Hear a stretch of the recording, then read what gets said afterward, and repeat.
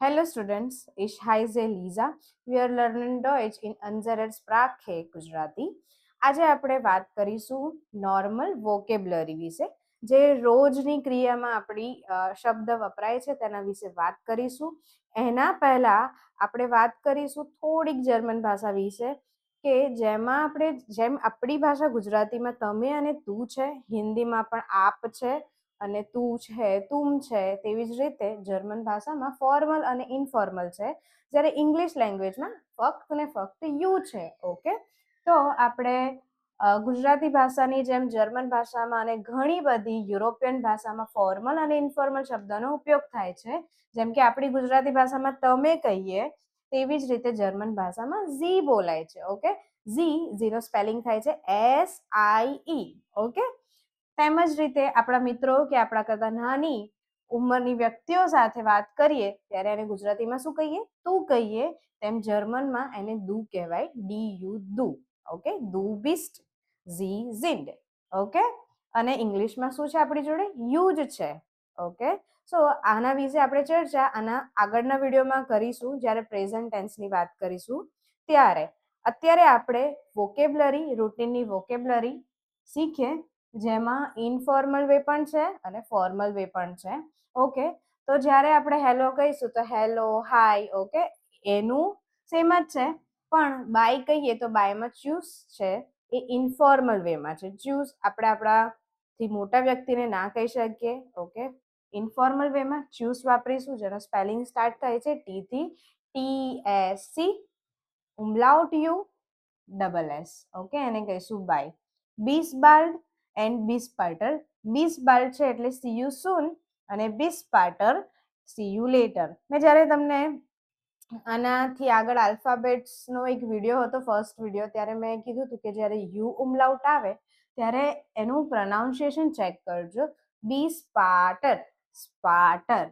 આ શું છે? ઉમલાઉટ ચ્યુઝ. ઓકે, જેમ જેમ આવા શબ્દ આવશે તેમ તમે ઉમલાઉટના પ્રોનાઉન્સ કરતા શીખશો, પણ વાંધો આવશે નહીં. તેમજ રીતે ફોર્મલ ગ્રીટિંગ્સની વાત કરીએ. ગુટેન મોર્ગન તમે ઇનફોર્મલમાં પણ કહી શકો અને ફોર્મલમાં પણ કહી શકો. સો ગુટેન મોર્ગન. જ્યારે ફર્સ્ટ ટાઈમ કોઈને મળીએ છે ડેમાં, ત્યારે ગુટેન મોર્ગન કહીશું સવારે. પછી છે ગુટેન ટાગ એટલે ગુડ ડે. ઓકે, ગુટેન આબન્ડ એટલે ગુડ ઇવનિંગ. આબન્ડને આપણે ઇવનિંગ કહીએ, મોર્નિંગને મોર્ગન કહીએ, આબન્ડને ઇવનિંગ કહીએ. પછી અહીંયા છે ઓફ વિડરઝેન એટલે ગુડ બાય, એ પણ ફોર્મલ વેમાં. પણ જ્યારે આપણે ફોન પર વાત કરતા હોઈએ ત્યારે શું કહીશું? ઓફ વિડર સેહેન.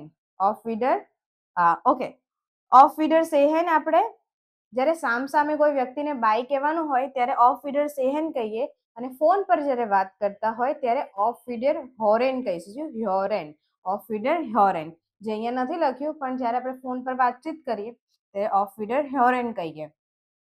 ઓકે, તેવી જ રીતે ટાઈમ બેઝ ગ્રીટિંગ્સમાં મોર્ગન, આબન્ડ ને ગુતનાક્ટ એટલે ગુડ નાઇટ. ઓકે, આ મોર્ગનની વાત કરી, આબન્ડની વાત કરી, અને ગુતનાક્ટ એટલે ગુડ નાઇટ. પોલાઇટ ગ્રીટિંગ્સની વાત કરીએ. ઓકે, હાવ આર યુ જે છે આપણે કેમ છો, હાવ આર યુ કેવું હોય તો થોડુંક ડિફરન્ટ છે અહીંયા. જેમ કે વી ગેટ અસ ઇન. ઓકે, એને આપણે એવું કહીએ વી ગેટ્સ વોટ્સએપ, how are you. Okay, how are you. Okay, how એટલે તો વી થાય, ગેટ અસ ઇન હેન્ડ. યુ આપણે ઇન હેન્ડ તરીકે યુઝ કરીએ અહીંયા. અને ઓકે, આ ફોર્મલ વે ની વાત કરી, વી ગેટ અસ ઇન હેન્ડ. ઇનફોર્મલ વેમાં વી ગેટ અસ ડિયર, એ આગળ આવશે.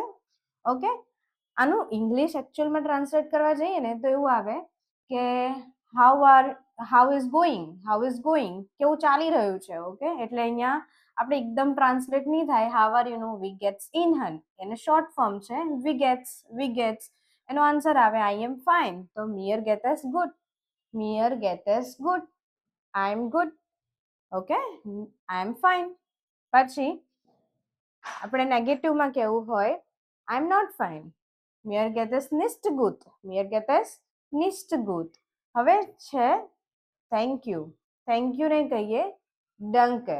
ઓકે, થેન્ક યુ ને શું કહેવાય? ડંકે.